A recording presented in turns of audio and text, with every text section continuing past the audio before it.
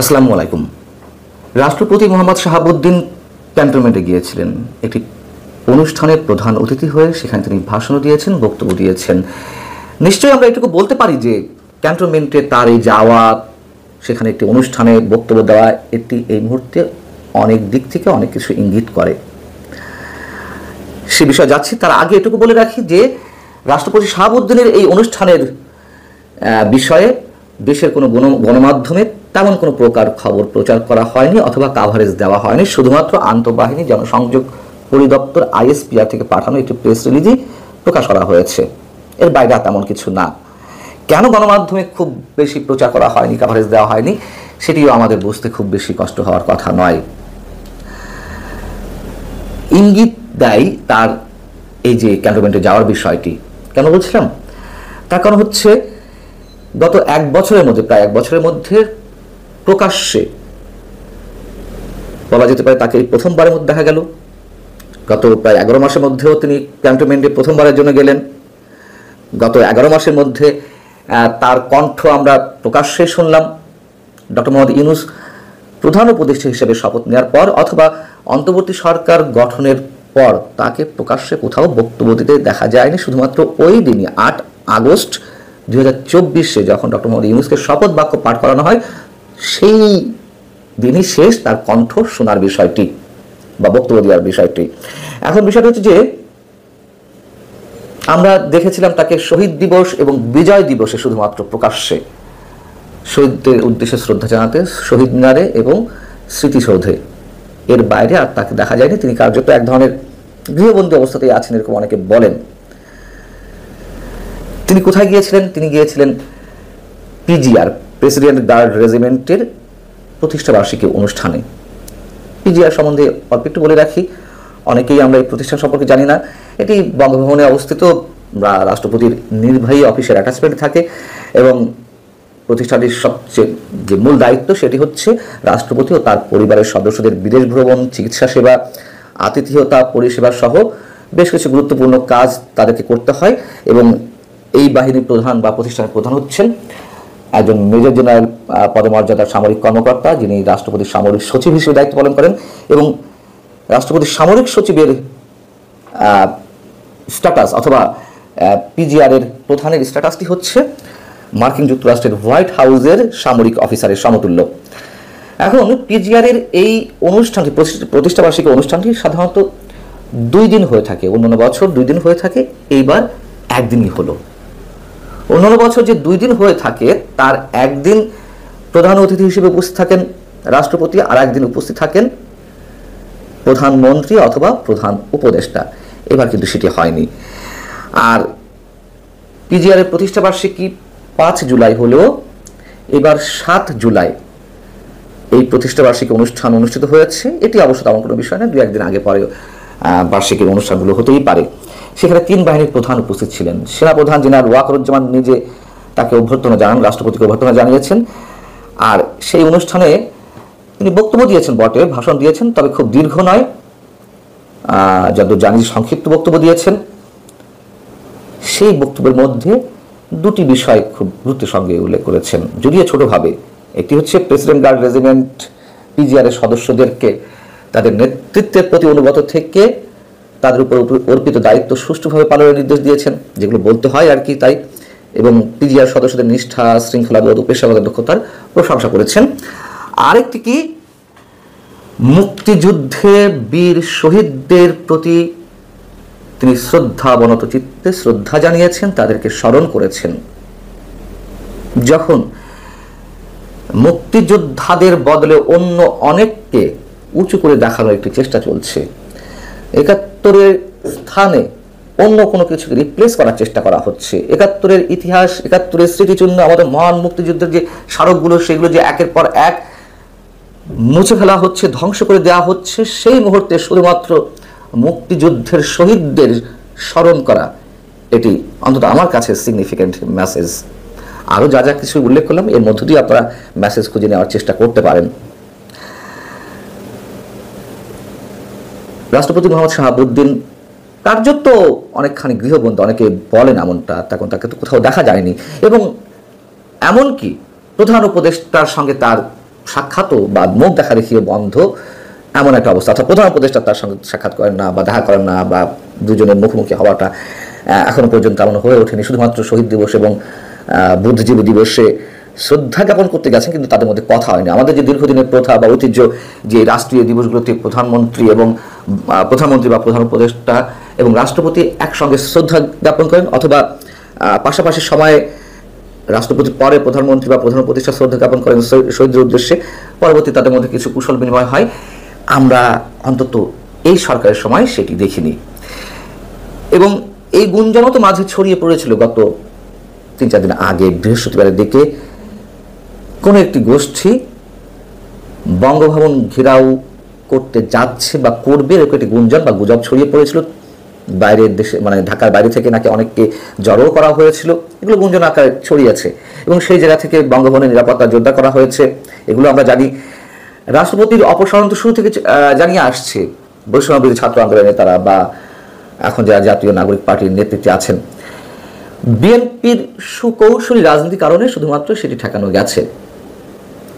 পরবর্তীতে যদিও বিএনপি অনেক ধরনের ট্র্যাপে পড়েছেন, আমরা মন্তব্য করি প্রধান উপদেষ্টা বা সরকারের নানান ধরনের কৌশলের কাছে তাকে আত্মসমর্পণ করতে হয়েছে, এরকম অনেকে মন্তব্য করেন।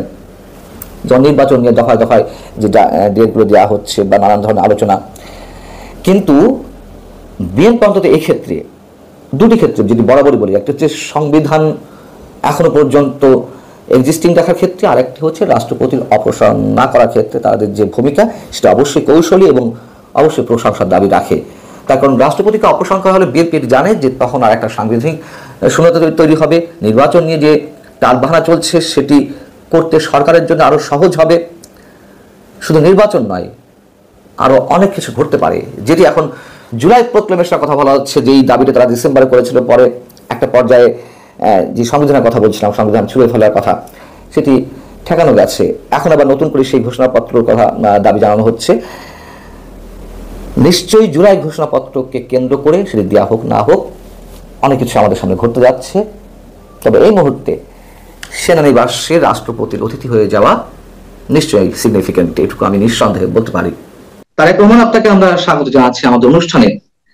আমি একটু প্রথমেই জানতে চাই আপনার কাছ থেকে, যারা আপনার আদর্শ ছিলেন এক সময়, এখন তারা আপনার কাছে বেশ বিতর্কিত হয়ে পড়েছে বা আপনি বেশ সাহসিকতার সঙ্গে তাদের সমালোচনা করে যাচ্ছেন, এর কারণটি আসলে কি? আমরা গণ অভ্যুত্থানে, গণ আন্দোলনে একসঙ্গে পারফর্ম করেছি, সে কারণে পরস্পরের সাথে বন্ধুত্ব তৈরি হয়েছিল। কিন্তু যখন আমরাই বিভিন্ন, বা এই গণ অভ্যুত্থানের ভিতরের লোকেরাই বিভিন্ন অপকর্মে জড়িয়ে পড়েছে, তো আমরা তো টিপিক্যালি রাজনীতিবিদ না, যদি বলেন ওইভাবে। আমরা অ্যাক্টিভিস্ট, বিদ্রোহী, বিদ্রোহকারী।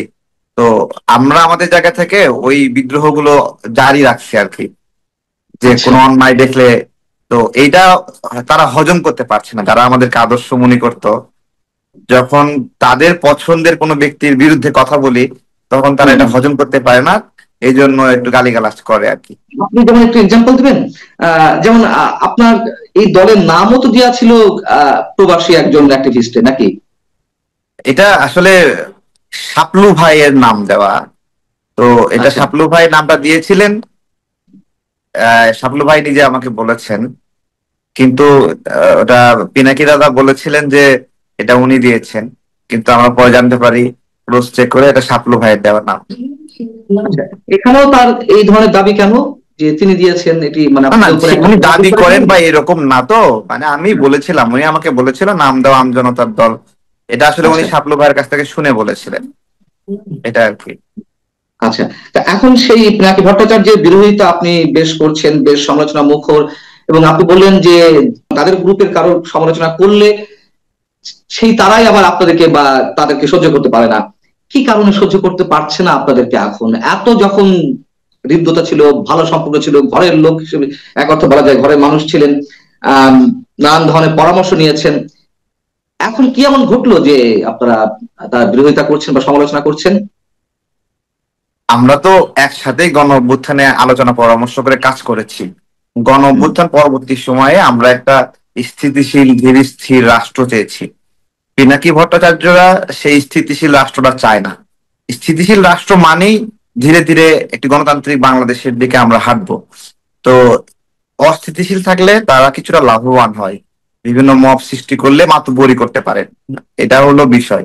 সেটা সেনাবাহিনীর বিষয়ে আপনারা দেখেছেন, সেনাবাহিনীকে বিতর্কিত করার বারবার চেষ্টা করেছেন তাদের গ্রুপটা। তো আমরা ওই জায়গা থেকে তাদের পথে চলতে আর পারি নাই, কারণ আমরা তো সেনাবাহিনীকে ভালোবাসি, তাই না? তাদের এক্স্যাক্টলি তারা ওয়াকার ওয়াকার বলে, কিন্তু তাদের শত্রুতাটা সেনাবাহিনীর বিরুদ্ধে। মানে আমি একটু যদি খোলাসা করি সংক্ষেপে, যে সেনাবাহিনীর বিরুদ্ধে আপনাদের অবস্থান নেওয়ার আহ্বান জানিয়েছিল বা নির্দেশনা অনুরোধ যাই বলে না কেন, সেরকম একটি জি, নির্দেশনা ছিল, এইটা কিন্তু অস্বীকার আপনারা, করতে পারবে না।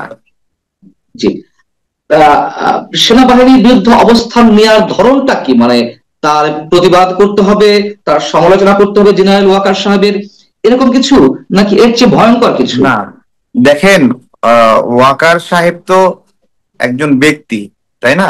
আর সেনাবাহিনীর এইরকম একটা তাদের বা সেনাবাহিনীকে এবং সরকারকে মুখোমুখি দাঁড় করায় একটা আনরেস্ট সিচুয়েশন তৈরি করা, তাদের ভিডিওর কাটতি প্রয়োজন, ভিডিও বানায় প্রতিদিন, নতুন নতুন থাম্বনেল প্রয়োজন, নতুন নতুন ইস্যু প্রয়োজন। আর সেনাবাহিনীর বিরুদ্ধে বললে মানুষ একটু বেশি বাপরে বাপ সেনাবাহিনীর বিরুদ্ধে বলছে, এই ধরনের একটা, হ্যাঁ, কতজন বলে।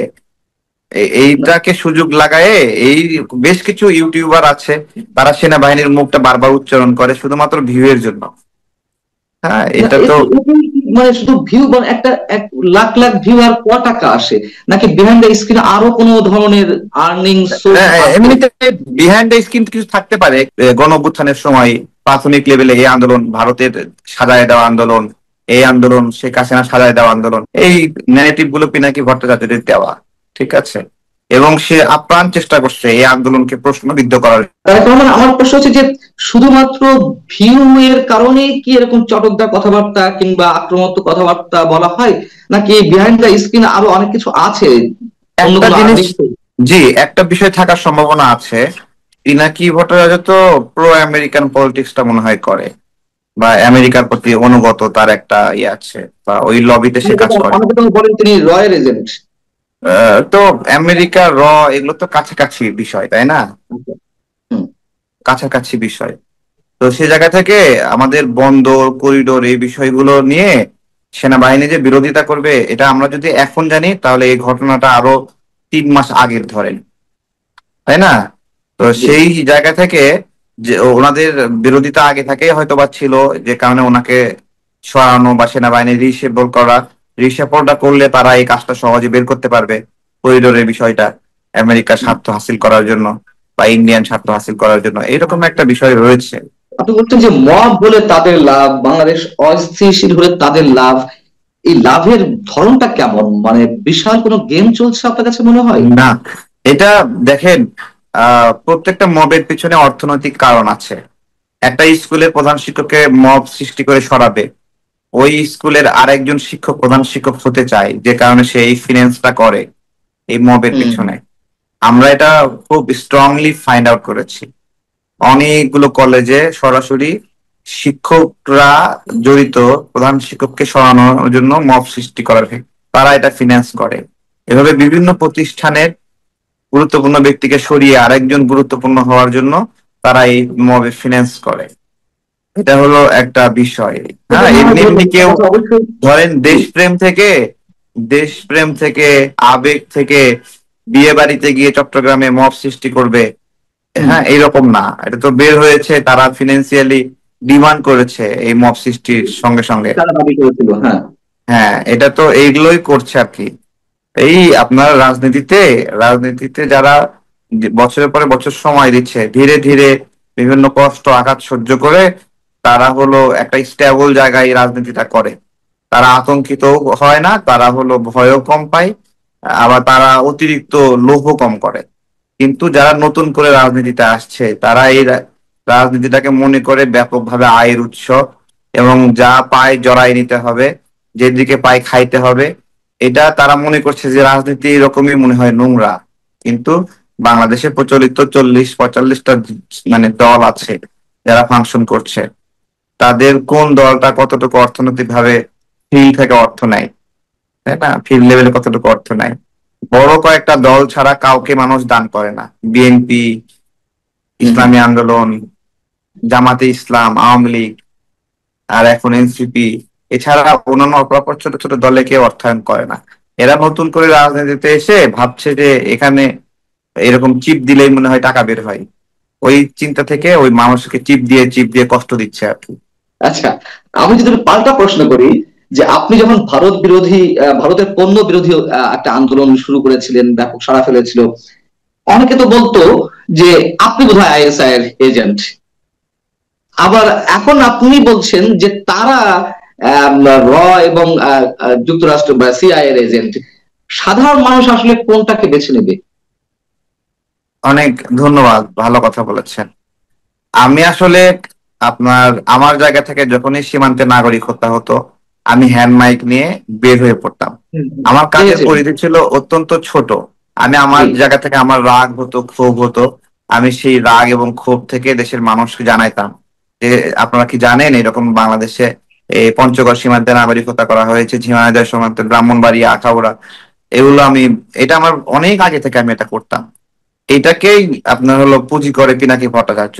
হ্যাঁ, সে বারবার এই ভিডিও গুলো দেখাইতো তার ভিডিওর মধ্যে, এতে তার ভিডিও চমকপ্রদ, প্রদর্শনযোগ্য হতো। তো এটা হলো একটা বিষয়। আমরা আমাদের জায়গা থেকে ছোট ছোট, এগুলো অনেক বড় কোনো মানে অ্যাচিভমেন্টের উদ্দেশ্যে নেমে পড়ছি, এদের দ্বারা অনেক মানুষ প্রভাবিত হবে, বিষয়টা এরকম না। মাত্র 4-5 জন মানুষ আমরা মানুষকে সচেতন করার এই কাজটা করতাম। এটা এখনো করি। সীমান্তে যখনই নাগরিক হয়, গত কয়েকদিন আগে ঝিনাইদহ সীমান্তে নাগরিক হত্যা হলো, আমরা পররাষ্ট্র দপ্তরের সামনে গিয়ে দরজা বন্ধ করে রাখছিলাম 1 ঘন্টার মতো, যে আপনারা কেন প্রতিবাদ করলেন না রাষ্ট্রের পক্ষ থেকে। তো এটা এটা আমাদের মানে লড়াইয়ের একটা ভাষা। হ্যাঁ, লড়াইয়ের উপজীব্য। হুম, হুম। আমাদের লড়াইয়ের উপজীব্য, আমরা এটা এই এই ন্যারেটিভ নিয়ে কাজ করি। ওইটাকে পিনাকি ভট্টাচার্য তার মতো করে সে সাজিয়ে নিয়েছে, বা সে এটাকে ক্যাপিটালাইজ করেছে তার মানে এটা শুধু সে এটা না, যখনই যেই আন্দোলন টান্দোলন হবে সেটাকে ক্যাপিটালাইজ করার চেষ্টা করে। ওদের স্রোতে গা ভাসিয়ে নিজেকে ওটা নায়ক বানানোর চেষ্টা করে। এরকম একটা ইয়ে আছে। 2-3টা ফেসবুকে পোস্ট করে এরকম একটা ভাব আসে যে হ্যাঁ, সে এটা করেছে। তারেক রহমান, আপনি তো নিশ্চয়ই ঘরের কথা অনেক কিছু জানেন, ভিতরের কথা। ঘরের কথা বলতে যেটা ভাবছি, যেহেতু তার সাথে একটা সরাসরি কানেকশন ছিল, তার নির্দেশ মোতাবেক বা তার পরামর্শক্রমে আপনারা অনেক কাজ করেছেন। বঙ্গবন্ধুর বাড়ি বুলডোজার দিয়ে যখন গুড়িয়ে দেওয়া হলো, আপনি নিজেই বলেছেন এই সম্পর্কে এর আগেই। আহ সেই প্ল্যানিংটা আসলে কিভাবে ছিল, কি কারণে? শুধুমাত্র প্রতিহিংসার জায়গা থেকে, নাকি আপনি যে জায়গাটির কথা বলছেন যে প্রচন্ড একটা আনরেস্ট সিচুয়েশন তৈরি করার জন্য তারা সবসময় এরকম মব ক্রিয়েট করে থাকে, কোন জায়গা থেকে এই বঙ্গবন্ধুর বাড়িটি এভাবে গুড়িয়ে দেওয়া হলো? মানে পরামর্শটা কি ছিল? জি, প্রথমত ধানমন্ডি 32 বঙ্গবন্ধুর বাসভবন, শেখ মুজিবের বাসভবন, এটা নিয়ে আমরা আমাদের দলের পক্ষ থেকে আলাদা একটা বার্তা বিবৃতি আমরা মানে বিয়ার করব। এটা হলো আমাদের একটা আমরা ভাবছি কি ভাবে এটা বলা যায়। জি। এবং এইটাতে ওই সময় এমন একটা হাইপ উঠেছিল যে সবার এখানে যাওয়াটা ইমানি দায়িত্ব, এরকম একটা বিষয় হয়ে গেছিল, বুঝছেন? হুম, যেরকম হুম, ভাবে শাহবাগে 2013 সালে যাওয়াটা ইমানি দায়িত্ব ছিল, যে হুম, হুম। আপনার যে স্রোত চলতেছে সেই স্রোতে সবাইকে চলতে হবে, এরকম জি। একটা বিষয়। এবং দেখে তখন কিন্তু আজকে যেটা নিয়ে কথা বলা হচ্ছে, অনুধাবন হচ্ছে, সেটা এই অনুধাবনটা কিন্তু তখন কিন্তু বলার জন্য আপনি উদ্যোগ নেননি, তাই না? এত সহজ ছিল না তখন, তখনের রাইট। পরিবেশটা এরকমই কঠিন ছিল। না, তখন আমি ওটাতে রাস্তা, আমি ওটাতে বঙ্গবন্ধু বাড়ি ভাঙার বিরুদ্ধে আমি প্রথমেই একটা কন্টেন্ট করেছিলাম, যে আচ্ছা, কি লাভ হলো আমি এটা করে। আমি এবং সিম্পলি বলি, দেখেন আমাদের বাংলাদেশের এই জন্ম, যদি এইভাবে বলা হয়, বাংলাদেশের জন্ম দিয়েছে ধানমন্ডি 32, হুম, ঠিক আছে? মানে সিম্পলি এই শব্দ, ইয়েস অর নো, অবভিয়াসলি 32। মানে আমরা দেখি যেটা একটা যুদ্ধ হয়েছে, কিন্তু এই যুদ্ধের পট পরিবর্তনের জন্য ধানমন্ডি 32-এর অনেক বড় একটা অবদান ছিল, তাই না? এটাই তো অবশ্যই, একটা অবশ্যই। বিষয়। হ্যাঁ, যেমন 7 মার্চের ভাষণের পরে 7 মার্চের প্রোগ্রাম রিভিউ করার জন্য নেতৃবৃন্দ ধানমন্ডি 32-এ তো বসলো আবার। হুম। ওই যে সিরাজুল ইসলাম দাদু ভাই, তারপরে হলো আরো যারা ছিল, সবাই মিলে দৌড়ে আসলো আপনি এখানে। যে ওইখানে কথা বলেন যে আপনারা যে উদ্যোগী হলেন, ইমানি দায়িত্ব মনে হলো আপনাদের? কেন মনে হলো না তাকে না না, বাধ্য করলো? আমাদের ইমানি দায়িত্ব না, মানে মানে নাগরিকদের ইমানি দায়িত্ব মনে হলো। আমি আবারও বলতেছি যে এটা শাহবাগে ঘটনার, আপনি তো ছিলেন, শাহবাগে যেরকম ঠিক আছে? ইন্সপিরেশন নিয়ে সবাই গিয়েছিল, হ্যাঁ, ধানমন্ডি 32 ভাঙতে ওইভাবে ওই ইন্সপিরেশন নিয়েই গিয়েছিল। আমার মত পার্থক্যটা কোথায় বর্তমান মানে জি। শক্তির সাথে? আমার মত পার্থক্যটা ওই জায়গায় যে আপনারা যারা বিজয়ী হইলেন তারা তো দেশের এখন মালিক, তাই না? তাহলে বিজয়ীরা কেন লুটপাট করবে আবার? মানে নিজের দেশ নিয়ে নিলেন না আপনি, তাহলে আপনি নিজেই, আপনারই দেশ এখন, আপনিই কর্তৃত্ব, আপনি নিজে এটাকে ভাঙছেন, নিজে এটাকে লুটপাট করছেন। আমার সমস্যা, আমার কনফ্লিক্ট এইখানে আসলে। ঠিক আছে, ওই সময়ের ডিমান্ড যা ছিল সে ওইটা করেছে, এবং এখন আবার সমন্বয়ক শুনলেই মানুষ গালি দেয়, এটা এই সময়ের ডিমান্ড। সো না, আমি রাজনীতিতে আমি আপনার সঙ্গে একটু ডিফার দেখেন, করি। আবার সেটা হচ্ছে আবার ওই দেখেন, সময় ডিমান্ড ছিল আবার এই যে আমি, জন। এই যে আমি একটা কথা বলছি যে ধানমন্ডি 32 বাংলাদেশের সম্পদ, বা এটা হলো বাংলাদেশকে জন্ম দিয়েছে, এটা আমার এই সময়ের অনুভূতি। ঠিক আছে, ধরেন এই গণ অভ্যুত্থানে ধনীরা অর্থ দিয়েছে, ঠিক আছে, বিদেশে বসে অনেকে ইন্ধন দিয়েছে, আর সাধারণ মানুষ জীবন দিয়েছে, এই তো। এবং সেই সাধারণ মানুষগুলো ওই কবরে গিয়ে গিয়ে তাদের অনেকের লাশও এখনো খুঁজে পায়নি। এটা হলো এই গণ অভ্যুত্থানের বাস্তবতা। আর আমাদের রাজনৈতিক কর্মীরা আমরা জেল জুলুম রিমান্ডের শিকার হয়েছি, এবং আমরা এখন ফ্রাস্ট্রেটেড যে আমরা কি জন্য এতটা ঝুঁকি নিয়ে লড়াই করলাম। আপনার কাছে একটু জানতে চাচ্ছি যে আহ, আপনার কি মনে হয় যে আমাদের মুক্তিযুদ্ধের ইতিহাসকে ধুলায় মিশিয়ে দেওয়ার একটা অন্যতম চক্রান্ত এই মুহূর্তে রয়েছে? আমাদের মুক্তিযুদ্ধের ইতিহাস মুছে দেওয়ার ব্যাপক কার্যক্রম চলছে, এবং যারা মুক্তিযুদ্ধের বা সার্বভৌমত্বের বিরুদ্ধে ছিল তারা এই গণ অভ্যুত্থানের সময়টা এই সুযোগটা নিয়েছে।